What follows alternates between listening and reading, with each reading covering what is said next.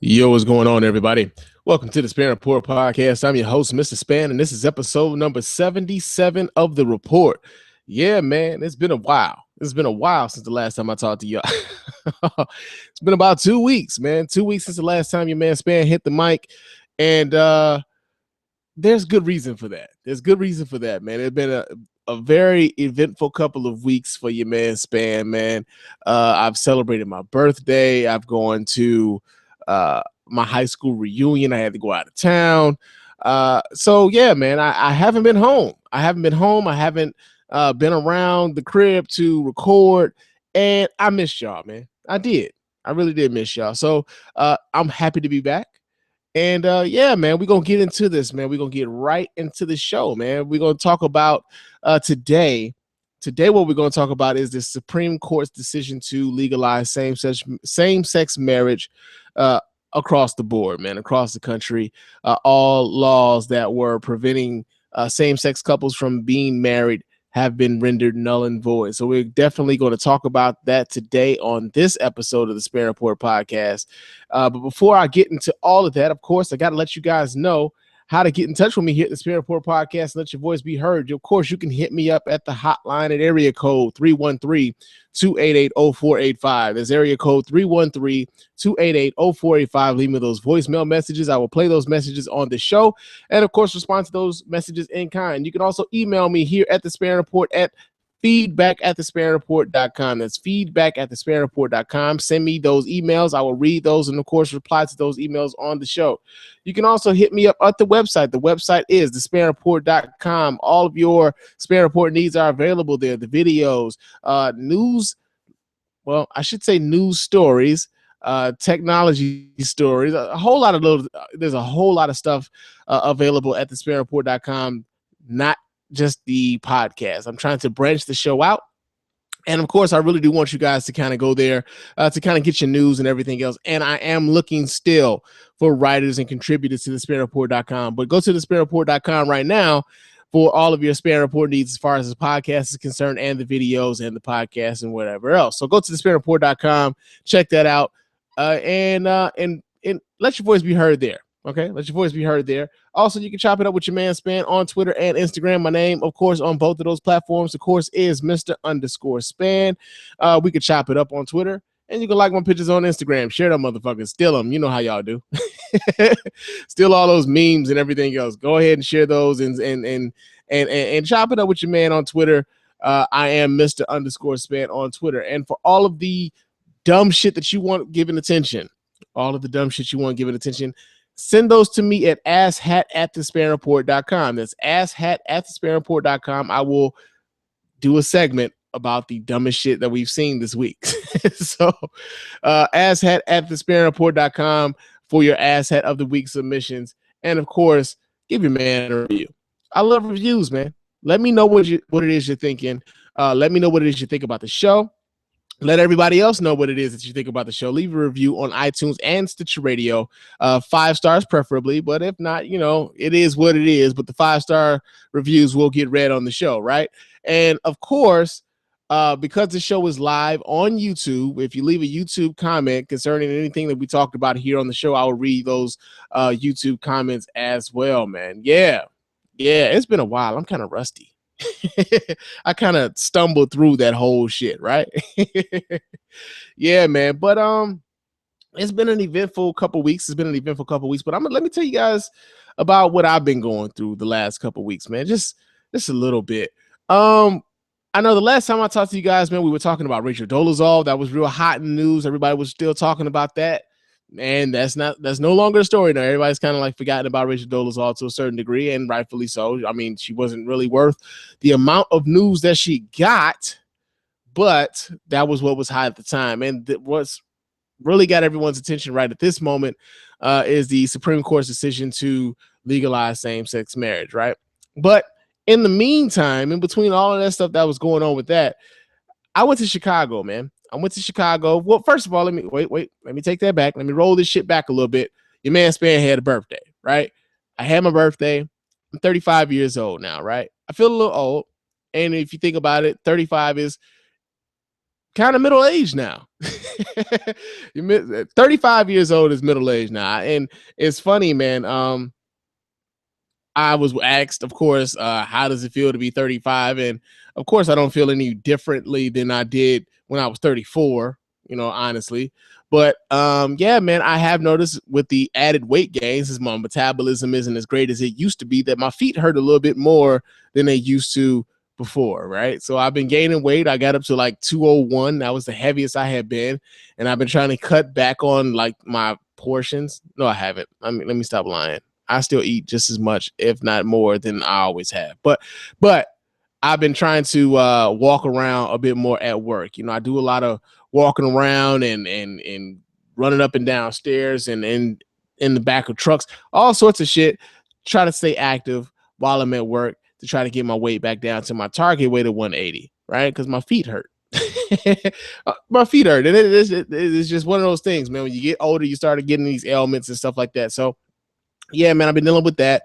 But as far as like being 35 is, I mean, I think about my mortality a whole lot lately.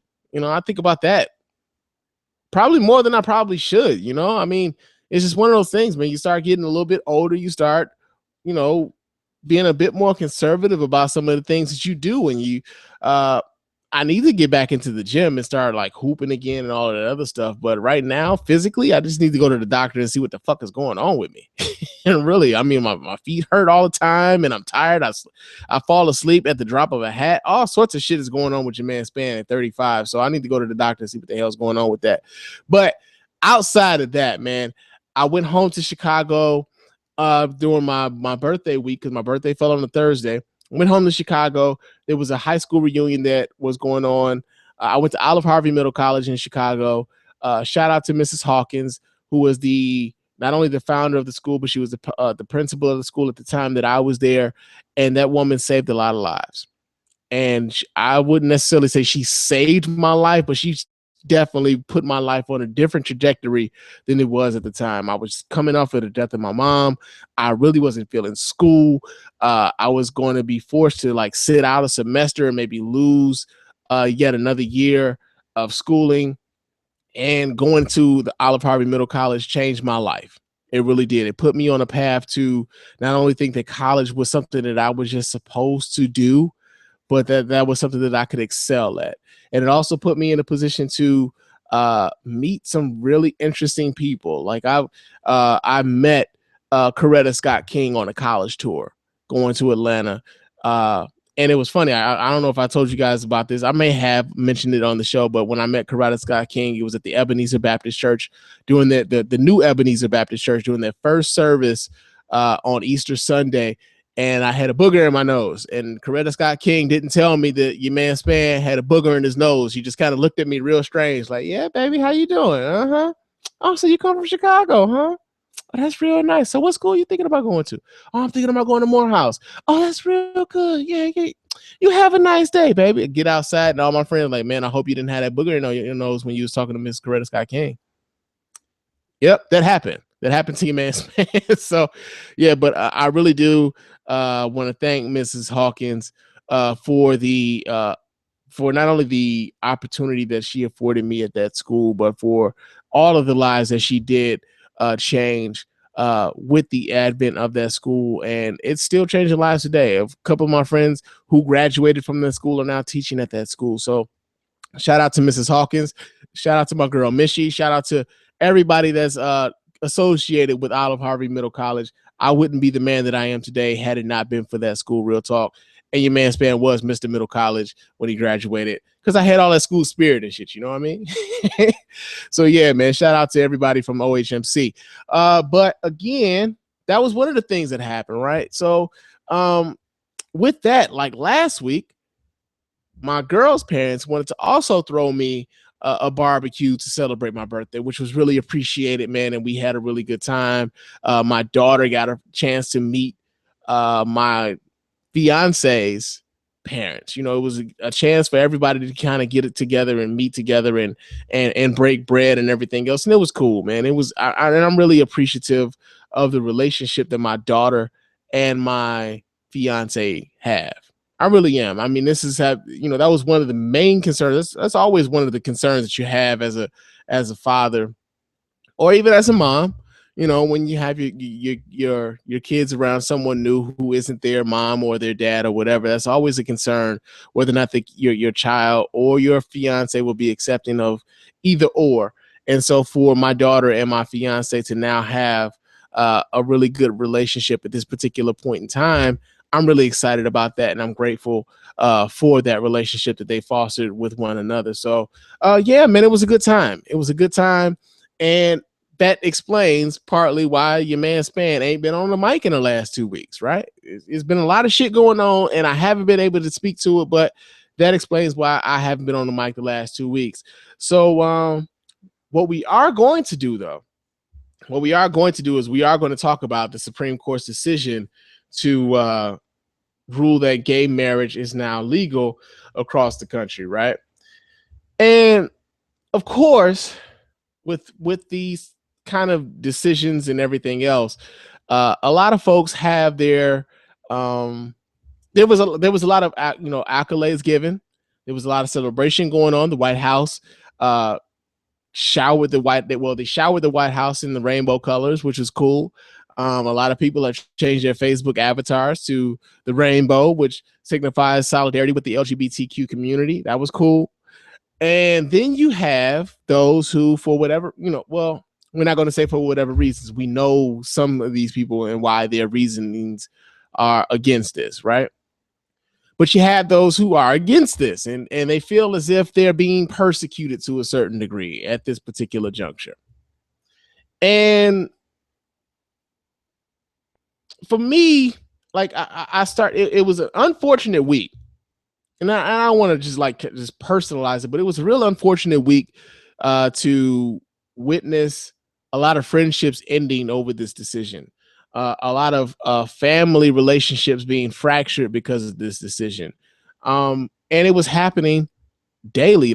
I was seeing this across Facebook and across Twitter, where folks were falling out with their with close relatives, and folks were falling out with people that they thought were their friends. And it was a celebratory time, but it was also kind of a melancholy time at the same time, right? So one of the things that I thought was very important, and I thought that a lot of folks really weren't getting, was that the Supreme Court's decision, at the end of the day, for those of us who aren't gay, doesn't really affect us much at all, right? It doesn't affect me much.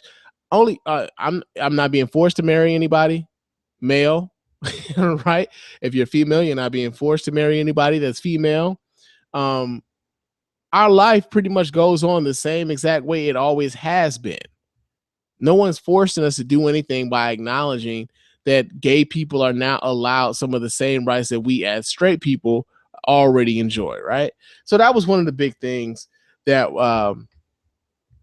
that I thought was it was just unfortunate throughout that whole argument, throughout the whole debate, that so many people were falling out with folks who they thought they loved and respected. They were finding out that this was the last straw as far as a relationship is concerned with these people, right? And then you had those who would use the religious freedom argument, right? A lot of folks were using their religion, and of course, a lot of what we know about opposition to homosexual marriage or homosexual relationships, period, is brought to us through religious means, right? So we talk, you hear a lot of folks talk about it's unholy for same-sex marriage to be accepted and whatnot, right? You hear a lot of references to Sodom and Gomorrah. You hear a lot of references to these people can't procreate and everything else, right? And it's funny how in a country that we live in, where religious freedom was one of the cornerstones as to why this country was founded, but also religious the freedom to be free from religion was also one of the cornerstones of that, right? So a lot of folks have this misconception about America that we are a Christian nation, when in reality, a lot of the founding fathers of the American experiment, a lot of the founding fathers of the American experiment were not Christians at all, and they did not adhere to the biblical laws as they were written. Right? This isn't a Christian nation. This is a law. This is a country that has Christians in it, a lot of them. Right? So you got a lot of religious arguments about whether or not this is a good thing for gay people to be able to marry and for gay people to have their marriages recognized by the state, right? But there's an important reason as to why we have religious freedom. And there's also an important reason why there's a separation between the church and the state. We have a separation because, for one, this isn't a theocracy. This is a democracy in practice, right? So if we were to actually just adhere to everything of the Christian religion or even the Islamic religion, and we were to use these laws to govern how those of us who aren't Christian or those of us who aren't Muslim, if we were to use these laws to govern the nation, then we would be contradictory to what the Constitution was designed to do, which was to allow people to have their own religious freedom and to allow people to live life as they so choose to, right? Now, it was interesting to see so many, like, I'm not friends with, well, let me put this in a different way, because I am friends with a lot of Muslim people, right? I live in Detroit and Dearborn Heights, where there's and in Dearborn, we have the largest Muslim population in the country. In this area of the United States, the largest collection of Muslims in the United States is in Dearborn, the Detroit area, right? So I know a lot of Muslim people. I am friends with a lot of Muslim people in this area. I'm cool with a lot of Muslim people. And the thing is, for a lot of Christian folks, if they were forced to live under Sharia law, they would have an issue with that, right? And rightfully so. If someone told you that you stealing anything would result in you losing a hand, you would have an issue with that. There's a lot of things about the Sharia law that Christian people have issues with, right?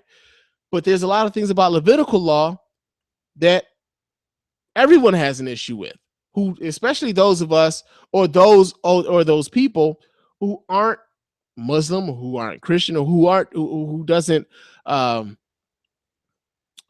adhere to any sort of religious doctrine at all, right? Why should I be subject to a religion or religious law that I don't even believe in or that I'm not a part of? Why should I be subject to that? And so it was interesting to see so many people upset that the state didn't uphold their religious views, right? Because at the end of the day, the United States government's job and how it's supposed to work is that every United States citizen, every American is supposed to have equal protection under the law, right? So whether or not you're gay, straight, black, white, yellow, brown, red, you're supposed to have equal protections under the law. And so when the United States Supreme Court decided that homosexuals should have the opportunity to marry, to have equal protections under the law when it comes to recognition of their marriages and everything that comes with marriage, I didn't have an issue with that. And so many other people didn't have any issues with that. But there were a lot of people from religious grounds who had so much to say and who were a bit perturbed by the fact that the United States government decided to grant equal protections under the law through this, especially with the Supreme Court decision to grant equal protections under the law to same-sex couples, right? So in the midst of all of this going on with same-sex marriage and the discussions that folks were having about same-sex marriages, I mean, I had a discussion with a friend of mine. We go way back. He got real upset with me. You know what I mean? Like, my man got real upset. Like, he said, I think I know everything. And that was his opinion. You know what I mean? Like, he felt like he was being persecuted for having an opinion that wasn't popular. You know what I mean? They're like, he was just having that. He was going through that, that sort of He was having a moment. Let's put it like that. My man was having a moment. But also, I was having some discussions with some other folks who also took issue with the fact that, for me, I saw a lot of parallels between some of the issues that the LGBTQ community was having with the civil rights movement of the 1960s. And what I'm going to do is I'm going to allow, for the first time on the Spann Report, one of my listeners to debate me about this topic. We're going to have a debate here on the Spann Report podcast tonight. And my man Cam is an old friend of mine. We go way back. Like, we go back to elementary school, man. You know what I mean? Like, we've come from some of the same environments. We come from the same place.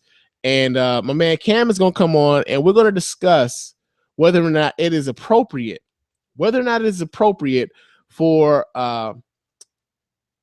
the comparison to LGBTQ and the 1960s, the 1960s civil rights movement, whether or not it's appropriate to even make that kind of comparison, right?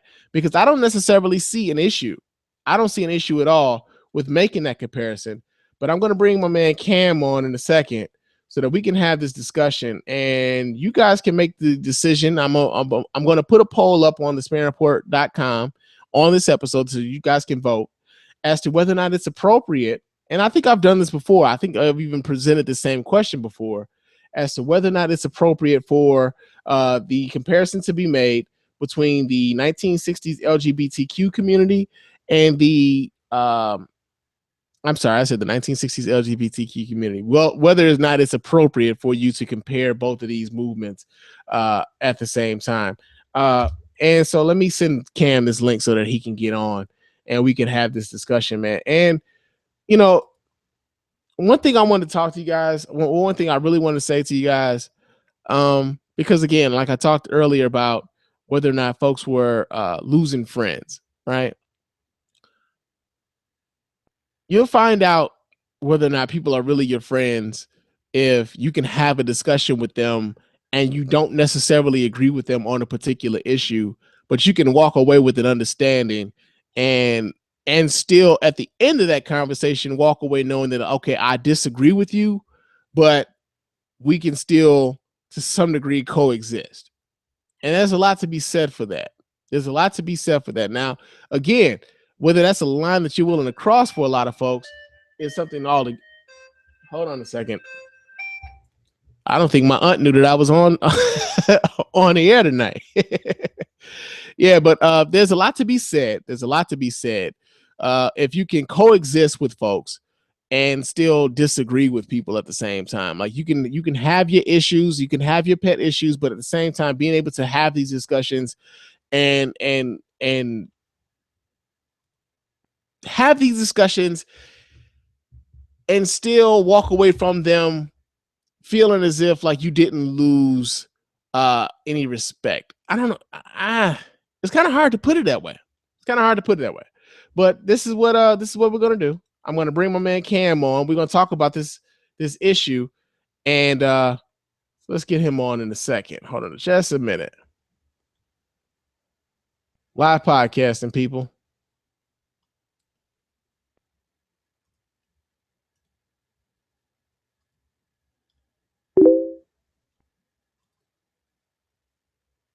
Uh-oh.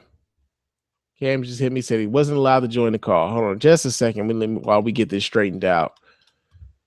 And for those of you who are going to be listening later, all this will be edited out. But for those of you who are listening now, you know, let's see if we can get this straightened out here real quick.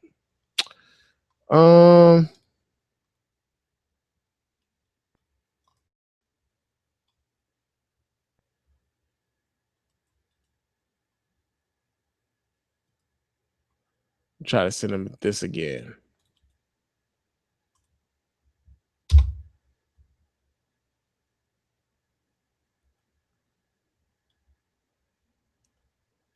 See if Cam can get on.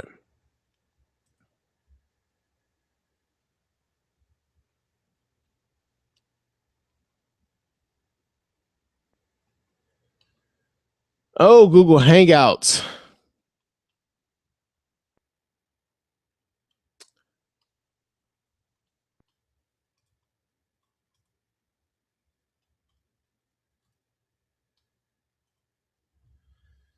So in the meantime, while waiting for that, and I know they didn't pay me for this, but this Gold Cavassier, this is oh Gold Cavassier. It's not mixed with nothing. It's not mixed with nothing. This is some smooth shit, and I implore you to try some. Just a second.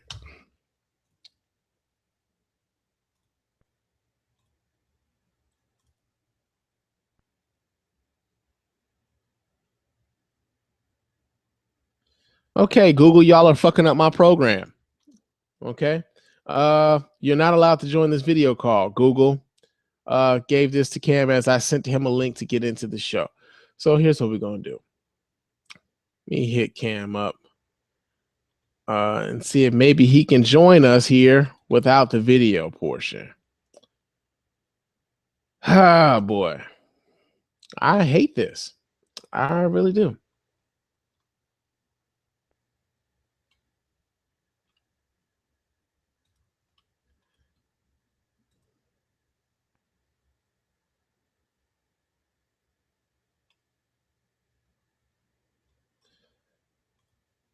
This kind of sucks, Google. This kind of sucks.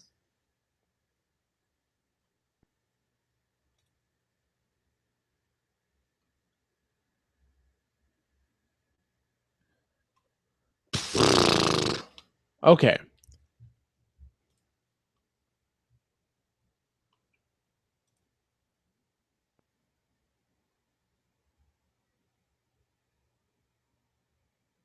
Here's what we're going to do, people.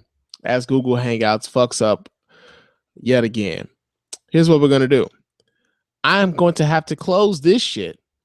And then I'm going to have to open up a new Google Hangout so that we can get the debate between me and Cam to speak about this issue on whether or not it is appropriate to compare the LGBTQ community of today to the 1960s civil rights movement of yesterday. So what I'm going to do is I'm going to close this Hangout and then open up a new one so that I can get my man Cam on and we can have this this discussion for the podcast. Now, for those of you who are going to be listening to the podcast, you won't know any of this shit happen. But for those of you who are watching live, I apologize that we can't get this technical difficulty taken care of right here, right now. But what I'm going to do is I'm going to close this Hangout, and then I'm going to open up a brand new one. So stay tuned to the Spann Report channel on YouTube so that you can follow up on this this interview and this debate that I'm going to have with my man Cam. So stick around.